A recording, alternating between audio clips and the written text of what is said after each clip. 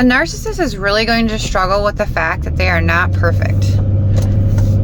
If you've been with them for any amount of time, you'll realize that the person they tried to be in the beginning, the cool, suave, don't give a shit about nothing, non-judgmental, all that stuff that they try to portray in the beginning, is actually the exact opposite person. They're really, insecure, and they're not comfortable with the fact that they make mistakes and that they're not perfect, and they struggle with owning the vulnerable, imperfect part of themselves. And you'll start to notice that they won't be able to encourage you when you're not perfect either.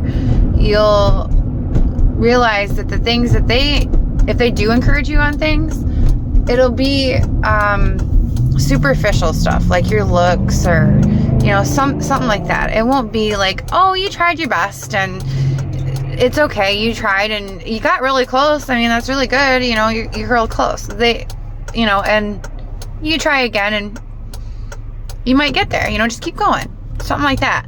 They won't be able to do that because they can't do that for themselves. They are really, really hard on themselves. They compete with their friends. They compete with their family. They compete with people at their workplace. Like, they have to be the best of the best or they're nothing. I actually noticed with my narcissistic ex, when we went to like events with friends and stuff like that, like if he didn't have the best toy or the best, machine there, or the best vehicle, or the best of, I don't know, the best of whatever, if he wasn't the best or he didn't seem like he was the best, he would kind of like pout. I mean, it was more like an adult pout. Like, he wasn't like breaking down and crying or anything, but he would go off and hide somewhere, or he would, play it off like he had like social anxiety.